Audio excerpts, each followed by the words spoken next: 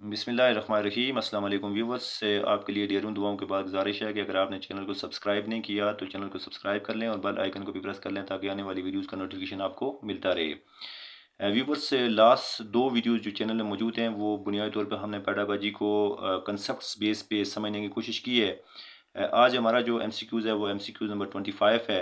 अगर हमारे concept develop हो जाते हैं तो फिर हमें कम्पिटिटिव एग्ज़ाम में जहाँ से भी एग्जामिनर क्वेश्चन को उठाएगा हमारे लिए मुश्किल नहीं होगी।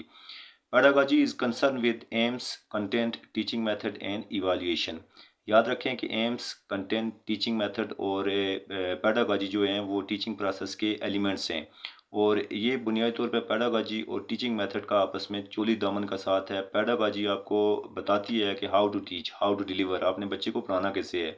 तो इसका जो राइट ऑप्शन है वो है teaching method. To determine the value और वर्थ ऑफ एनीथिंग, किसी चीज़ की अगर आप वैल्यू और वर्थ का अंदाज़ा लगाना चाहेंगे तो आपको चीज़ों को इवाल्यूएट करना पड़ेगा। याद रखें कि जहाँ पे इवाल्यूएशन का प्रोसेस आएगा या लफ्ज़ आएगा तो वहाँ पे वैल्यू और worth, I am very much hopeful कि ये दो लफ्ज़ों में से कोई एक लफ्ज़ या इससे मिलता जुलता लफ्ज़ आपको मिलेगा स्टेटमेंट के अंदर, तो आपने इवाल्यूएशन के ऑप्शन की तरफ ही जाना है। हमारे सिस्टम ऑफ एजुकेशन में बुनियादी तौर पर मेजरमेंट की जाती है। हम बच्चे का एग्ज़ाम लेते हैं, उसके जो नंबर्स आते हैं वो मेजरमेंट अप्रोच है, वो इवाल्यूएशन नहीं होती है, जिससे हम बच्चे की जो है वर्थ का भी अंदाज़ा लगा लेते हैं, वैल्यू का भी अंदाज़ा लगा लेते हैं, जो किसी सूरत में भी दुरुस्त नहीं होता। In educational process which one is evaluated, educational process में कौन सी चीज़ इवाल्यूएट होती है? एम्स, कंटेंट, मेथड, ये सारे इवाल्यूएट होते हैं। कोई चीज़ इवाल्यूएशन प्रोसेस से बाहर नहीं रखी जा सकती है। इवाल्यूएशन जो है एक बहुत ही कम्प्रीहेंसिव टर्म है और इसका इस्तेमाल बहुत ज़्यादा होता है या फ्रिक्वेंटली इस्तेमाल होता है इसका सिस्टम ऑफ एजुकेशन में। The little meaning of philosophies, philosophy के जो असल मीनिंग है वो लव ऑफ विजडम है। लव ऑफ विजडम से मुराद ये है कि आप अक्ल शऊर से लगाव रखने वाले हों या आप लर्न करना चाह रहे हों या आपको इश्क हो उसके लव विजडम के साथ, तो इसको आप फिलासफी की तरफ मोल्ड होंगे। ये लिटरल मीनिंग है फिलासफी के। इसके बाद जो मैं तीन MCQs आपसे डिस्कस करना चाह रहा हूँ वो बुनियादी तौर पर ब्रांचेज़ हैं फिलासफी की। एक है एक्सियोलॉजी, एपिस्टेमोलॉजी और ऑन्टोलॉजी। ये जो एक्सियोलॉजी है ये वैल्यूज़ को डिस्कस करती है। किसी चीज़ की वैल्यूज़ के बारे में जब आप डिस्कस करेंगे, जो कदरें हैं उनके बारे में डिस्कस करेंगे तो वो एक्सियोलॉजी की ब्रांच को आप खोलेंगे। इसके बाद जो एपिस्टेमोलॉजी है वो बुनियादी तौर पर नॉलेज को डिस्कस करेगी और ऑन्टोलॉजी जो है वो रियलिटी को डिस्कस करेगी। और रियलिटी का एक और नाम भी होता है, वो होता है मेटाफिज़िक्स, और यही ये पूछ रहा है ontology is also called as metaphysics. Ontology का दूसरा जो लफ्ज़ इस्तेमाल होता है ऑन्टोलॉजी के लिए वो मेटाफिज़िक्स इस्तेमाल होता है। और फिर इसको रिपीट कर लिया है इसने कि metaphysics deals with the nature of, metaphysics जो डील करती है वो रियलिटी से डील करती है। तो मेटाफिज़िक्स रियलिटी, ऑन्टोलॉजी रियलिटी, और इसके बाद ऑन्टोलॉजी डील्स विद रियलिटी, और इसके बाद है जी एपिस्टेमोलॉजी डील्स विद नॉलेज, और एक्सियोलॉजी डील्स विद वैल्यूज़। ये याद रखने वाली चीज़ें हैं। अगले MCQ की तरफ बढ़ते हैं। एक्लेक्टिज्म मीन्स बारोइंग बिलीफ फ्राम, यानी कि एक्लेक्टिज्म से क्या मुराद है कि आपने मुख्तलिफ फ़िलासफ़ीज़ में से मुख्तलिफ फ़िलासफ़ीज़ का जो मजमूआ उनको जोड़ के जो आप एक बिलीफ डेवलप करते हैं या एक आइडिया डेवलप करते हैं, दैट इज़ कॉल्ड एक्लेक्टिज्म। और ये है डिफरेंट फ़िलासफ़ीज़, 1 2 3 नहीं बल्कि डिफरेंट फ़िलासफ़ीज़ को आप जोड़ के जब किसी आप नतीजे की तरफ जाते हैं तो that is called eclecticism. Everlasting realities focused in, everlasting reality से मुराद ये है कि इल्म हमेशा बाकी रहता है और जो बात कह दी गई उसमें तरमीम नहीं की जा सकती है। ये बुनियादी तौर पर जो पुराना जो फ़िलासफ़ी थी एजुकेशन के अंदर, जिसे पेरिनलिज्म भी कहते हैं और पेरिनलिस्ट कहते हैं इसकी जो हमायती हैं, मसलन इनके नाम भी आएंगे, ये बेंटोक, एडलर और हचिन, ये लोग हैं। ये बुनियादी तौर पर कह रहे हैं कि कवामियत पसंद इन्हें कहते हैं। और कवामियत पसंदी ये थी कि एजुकेशन में तब्दीली नहीं की जा सकती है, बस एक मतलब जो नॉलेज आपने जो चल निकला तो वो हमेशा बाकी रहता है।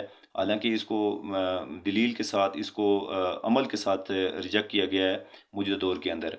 Useful culture and skill is emphasized in, useful culture और स्किल्स जो हैं, यानी कुछ यूज़फुल कल्चर से मुराद ये है कि आपका जो कल्चर है उसमें बहुत सारी वैल्यूज़ होंगी, उसमें से कुछ चीज़ें उठा लेना और स्किल्स उठा लेना जो आपकी ज़िंदगी गुजारने के लिए काफ़ी हो। ये एम्फासाइज़ किया था एसेंशलिज्म में, या एसेंशलिस्ट जो लोग हैं इन लोगों ने कहा था जी कि यूज़फुल कल्चर, मतलब ये तारीख़, जोग्राफिया और साइंसेस के कुछ डिसिप्लिन को ये कह रहे हैं जी कि आपने अडॉप्ट करना है तो बस आपके लिए काफ़ी है। Life is continuous changing process is the base of. ज़िंदगी जो है वो मुसलसल तब्दीली का नाम है, और तब्दीली के साथ आपकी एजुकेशन की जो यूँ समझ लें कि एजुकेशन की जो पर्सपेक्टिव हैं वो बदलते रहते हैं। ये बुनियादी तौर पर मानना है प्रोग्रेसिविज़म का। और आज जो एजुकेशन के अंदर आप एक बहुत रेवोल्यूशनरी चेंज देख रहे हैं वो प्रोग्रेसिविज़म है।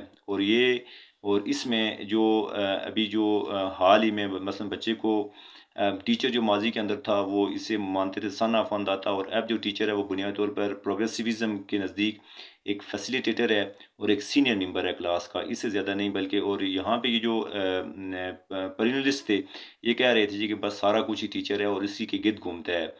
बच्चे को मैथ जो है यहाँ पे एक वो यूँ समझ लें कि वो एक लिसनर था, और वो पैसिव होके एक्टिव जो रुकन था वो बुनियादी तौर पर टीचर था। इसमें कोई शक नहीं है कि टीचर की जो डिग्निटी है उसको प्रोग्रेसिविज़म वालों ने नहीं छीना है, लेकिन वो कह रहे हैं कि आपने स्टूडेंट्स को लेके चलना है, जो कि क्लाइंट जो है वो आपका स्टूडेंट है। अगर आप उसको एक साइड पर रख देंगे तो फिर उसकी लर्निंग नहीं होगी। Reforms are necessary in all works of life is focused in. Reforms जो हैं या यूँ समझ लें कि तामीर जो है वो रिकन्स्ट्रक्शनिज़म लफ्ज़ से ही आप समझ जाएंगे कि इसमें रिफॉर्म्स की बात की जा रही है। कि मसलन सपोज़ करते हैं आपने एक घर बनाया हुआ है, और उस घर की जो तामीर और तरक्की है वो मुसलसल होती रहती है। और रिकन्स्ट्रक्शनिज़म ये कह रहे हैं जी कि उसकी इसी तरह बच्चे की जो लर्निंग है उसमें कंस्ट्रक्ट करने की ज़रूरत है, उसको मज़ीद चीज़ों को डेवलप करने की ज़रूरत है।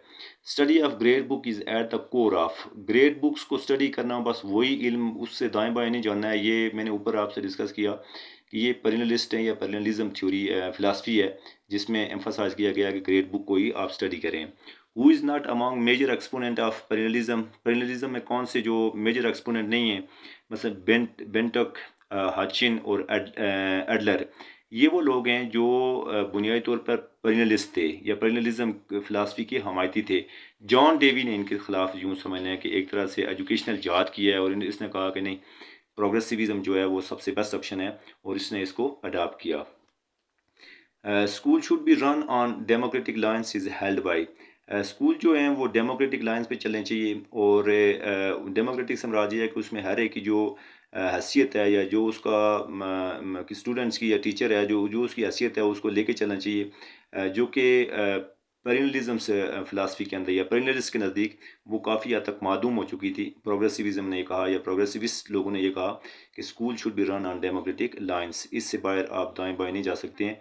डेमोक्रेटिक वे आप इस्तेमाल करेंगे ताकि बच्चे की लर्निंग मैक्सिमम हो। तो इसका जो राइट ऑप्शन है वो है प्रोग्रेसिविज्म। आप सबकी समातों का बहुत शुक्रिया।